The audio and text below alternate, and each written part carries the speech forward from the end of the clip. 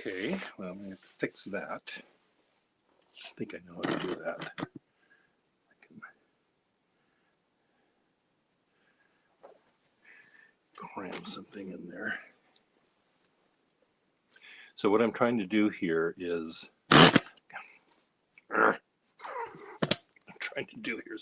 not kill myself. I like this kind of look.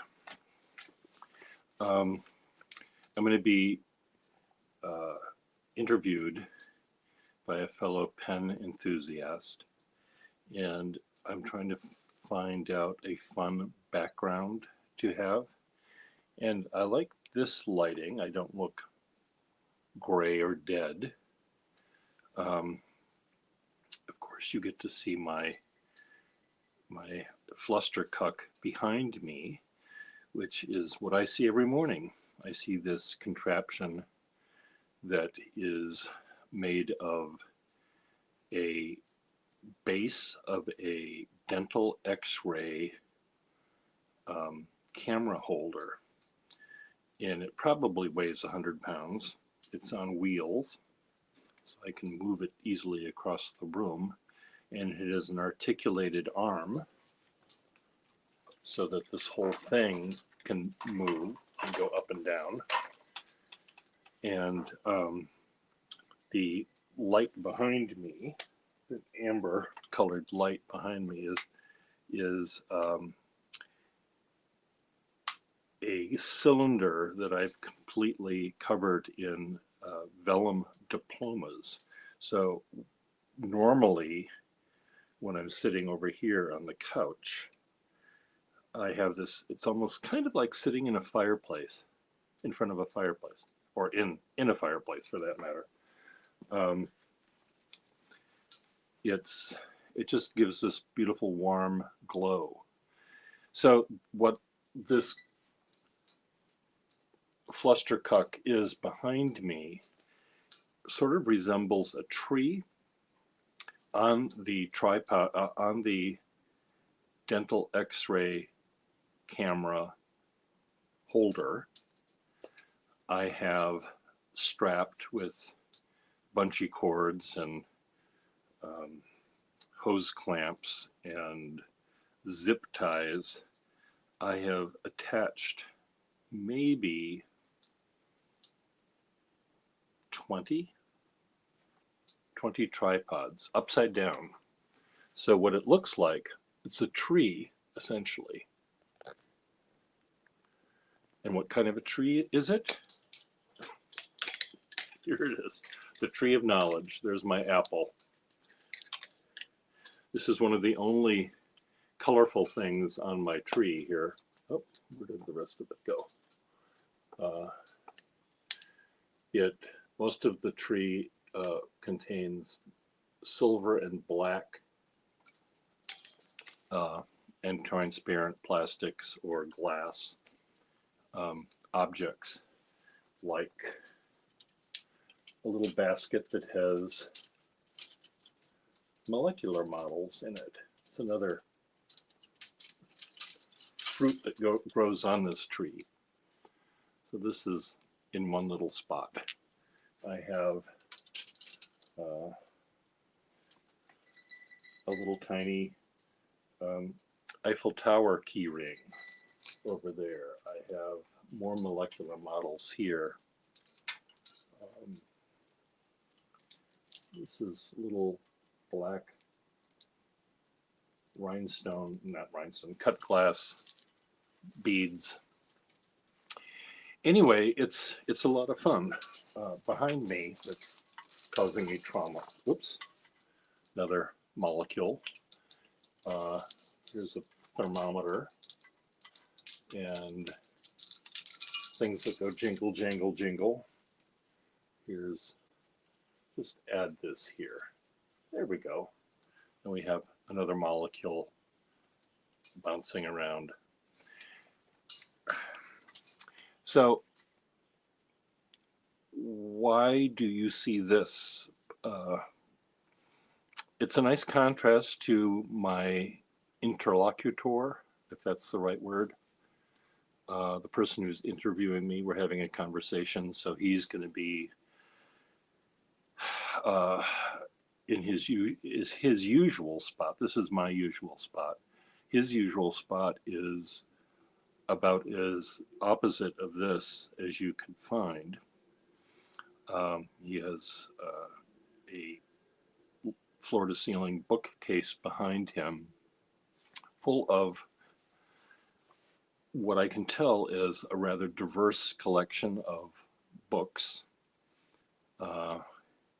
where my 9/10 of the books I own are art books. 9/10 of the books he owns appear to be literature. And he's one of these people that reads the books. I look at the pictures. I'm not a book reader so much. I'm a book picture looker-atter.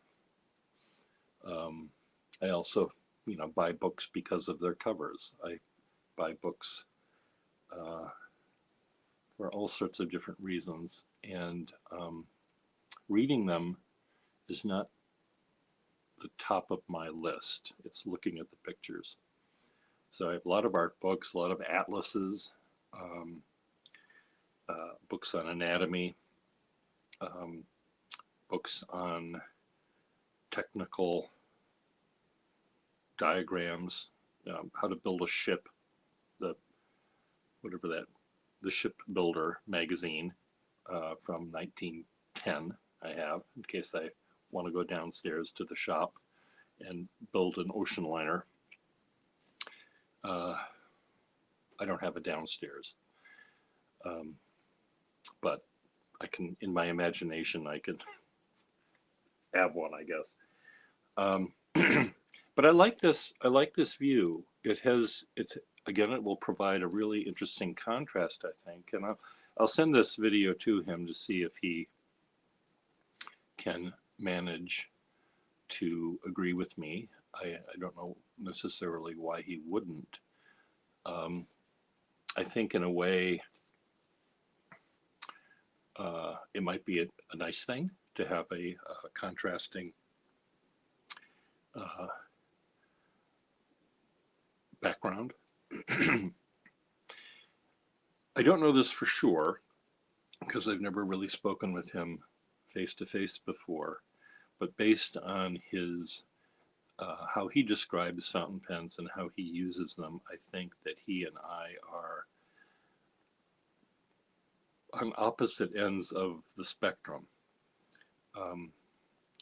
And that's perfectly good. I think more people, well, I don't know about that.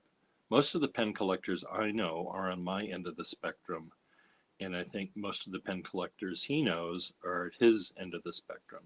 And the difference is we both share one thing. We both love using the pens. So the pens are a tool. I think the difference is, now he might correct me, is I judge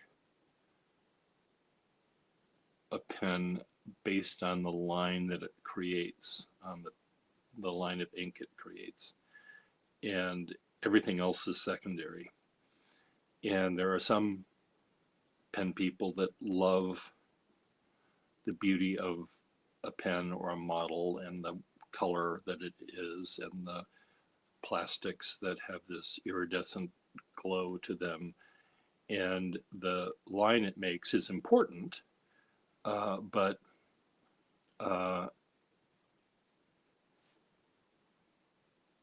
their focus is more on the look of the thing than the function of the thing. And I'm trying to think of how I can describe that better.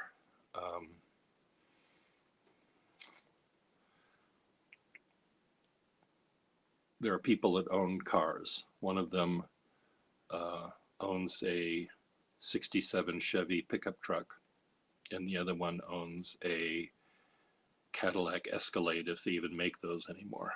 And they both do the job of moving your carcass from the house to work or to the grocery store or to the dump or to the Home Depot to buy lumber or whatever it is you're using your car for.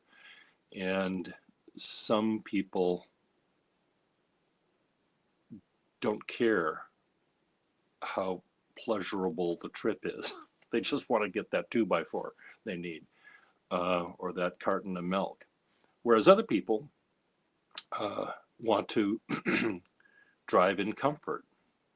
And if I drove to work every day, I probably would want to have a car that is comfortable.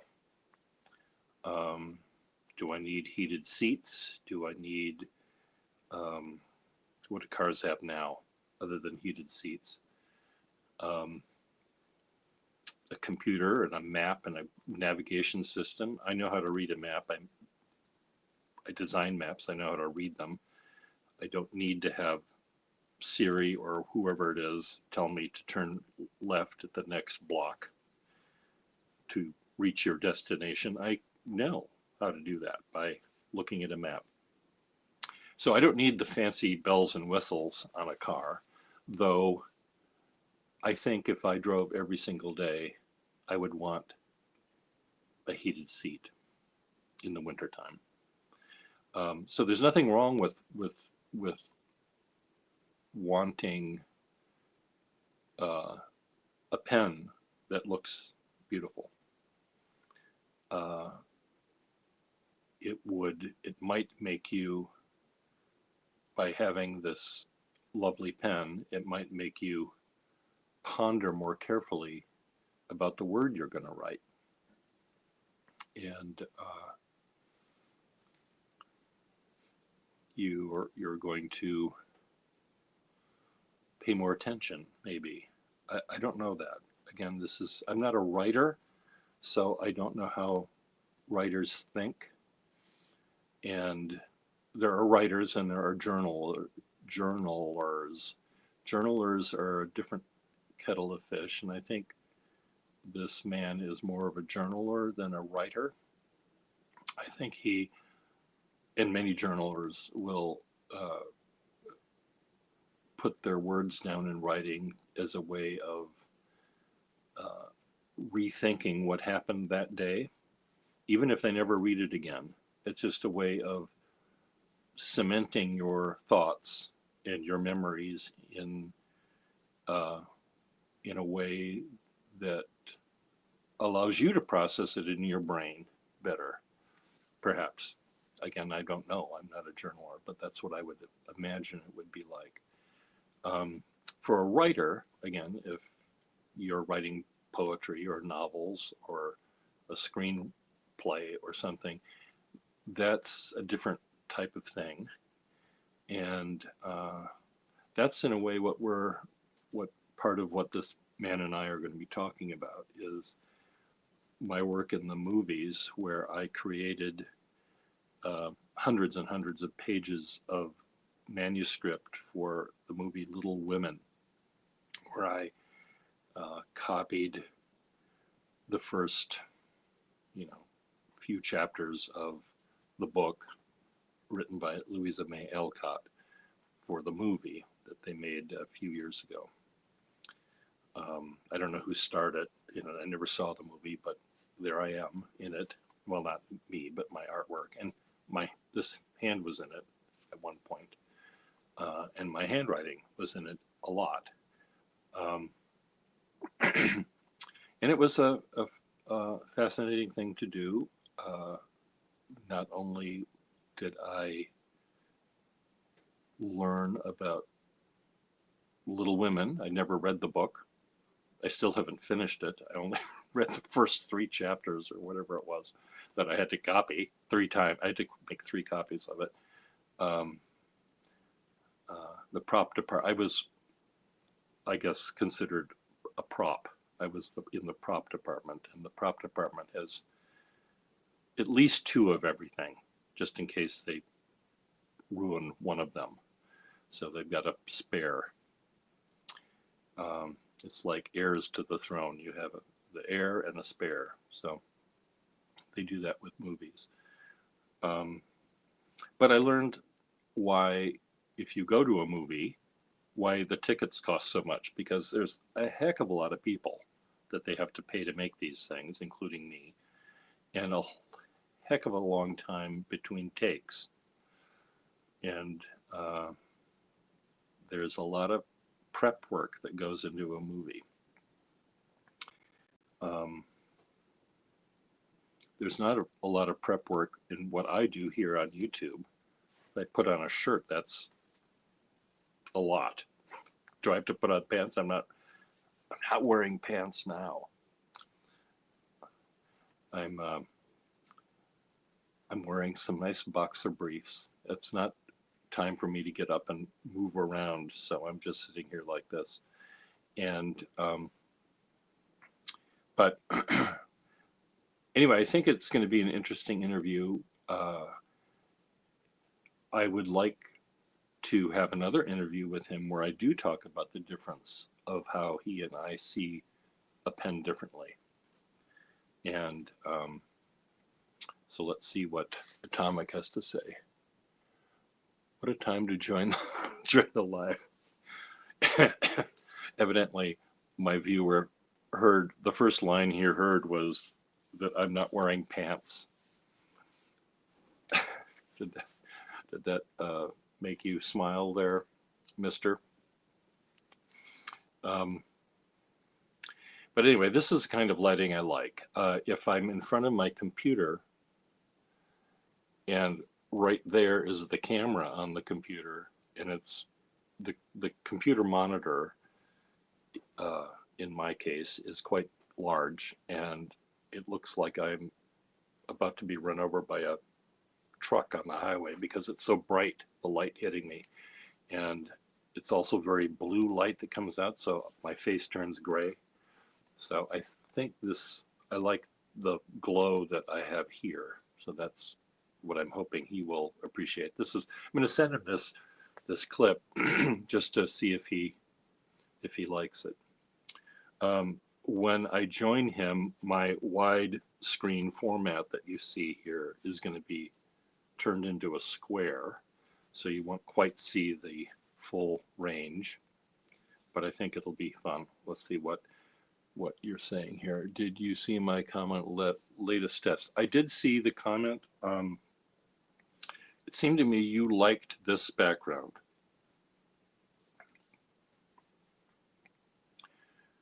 If I remember correctly, but I'm not sure.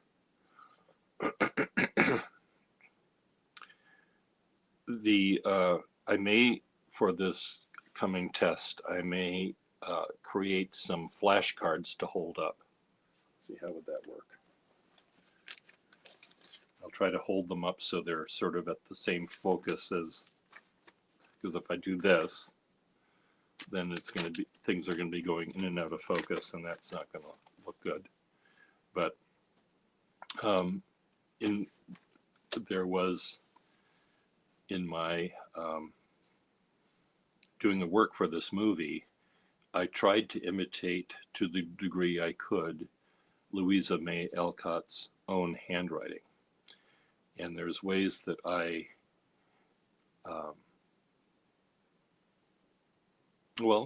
did it to a degree. I had to use a broader pen than she would have, so you could see it on the big screen. I had to use, I made the letters a little bit bigger. She had a very low X height, again, to make it more readable. That apple, it's a bit distracting. Okay, the apple. Well, that might go away. I can always eat it. I added the apple because this is the tree of knowledge I have behind me. I call this thing a flustercuck, but it's meant to look kind of like a tree.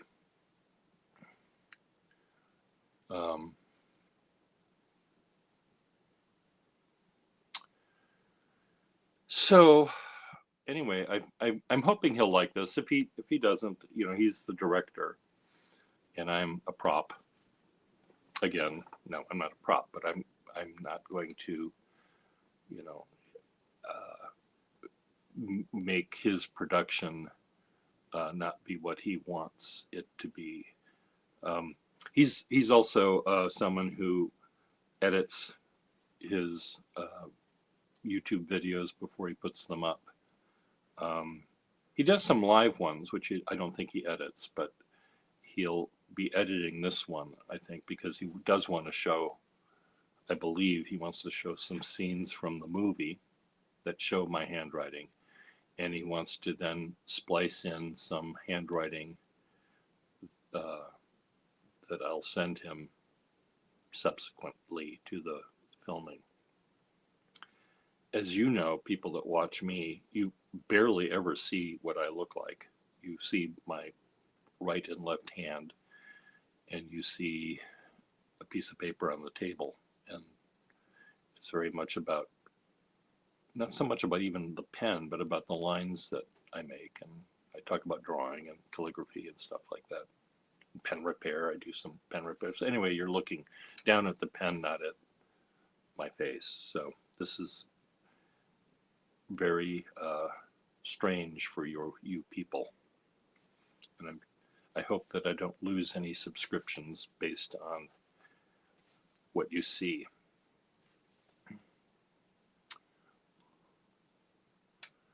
Yes, the apple might be cropped out. Again, I can take it off.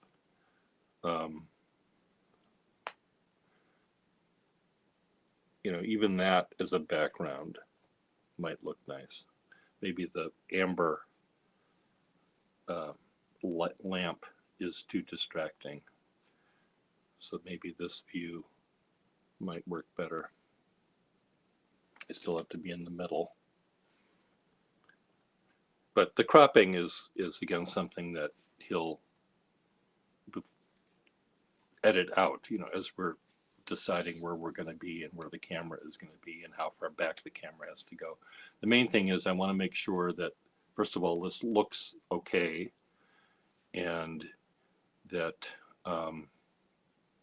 the sound works okay, because I don't have a microphone and I don't have earphones and all of that stuff that professional YouTubers have. So this will be fun to see.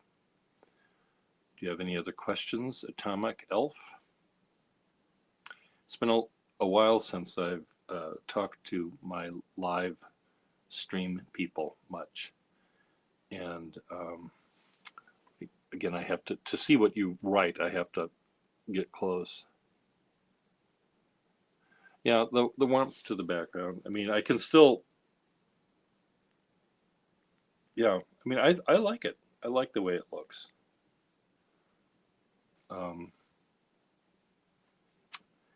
But again, when it's cropped, it might look okay too. I like also the cool light coming from this side through the window, yonder window. Again, it's my house is full of things like this, little vignettes of assemblages that are placed or tied into each other, onto each other. And then there's some surprises that you see if you're walking through. You look up and there's a mannequin head looking at you. Well, I'll show you. There.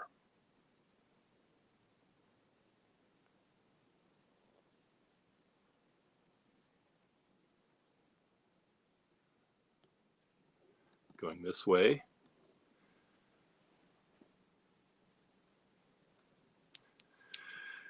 Okay, that'll give you all nightmares.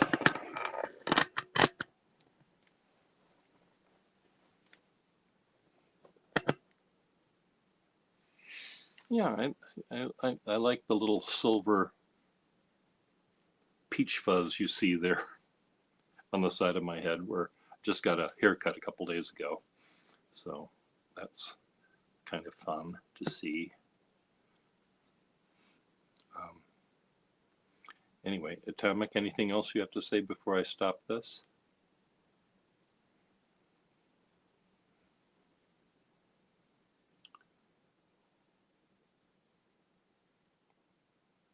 to remember that the camera is not in the middle of the screen. It's way over here to the side, so make sure I'm looking at the camera. There are 5 people watching me according to the number showing, but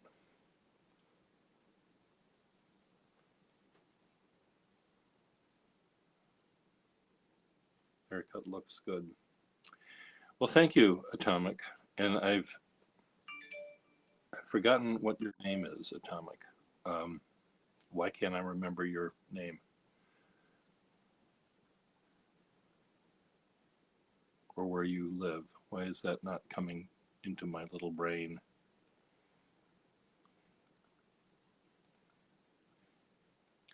When people have different names on the screen, different, whatever. Southern California. Okay, you live near Ventura. You still have yet to meet. Is that right? Yeah, Ventura, right? And you have yet to meet Cedar. Put that on your list of things to do sometime this year. Cedar is a fellow pen collector and artist friend that I have known. I met him here on YouTube channels, and then met him in real life, and I stayed at his house, and we did a lot of drawing for a couple of days before the pen show last year, and it was really a lovely, lovely time. He says he's stopped, he's not collecting pens anymore. Now, I've heard that many times from many people, and they're lying to you when they say that, because there's always something they see that they want. I think, though, in his case, it might be more or less true. I think he's realized that he wants the pens to draw with, and he has 100 or 200 pens that can fit that purpose, and that's enough.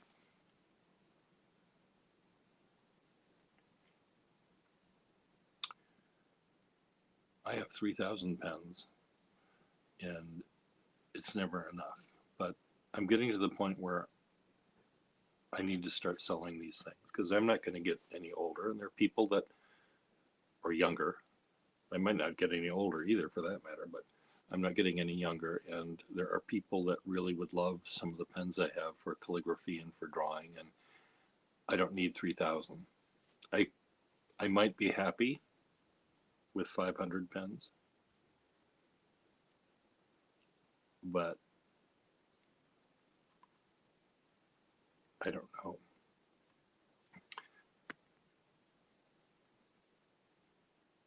So anyway, well, I will send this off to or send the link to this guy that's going to be talking to me, and see if he thinks it works okay. Hopefully it will, and if not, I'll find another location to broadcast from. I could even do it from the building's art gallery, but it echoes too much down there. And it's not as much fun, I don't think. I think this is more interesting. Anyway, be good, everyone. See ya.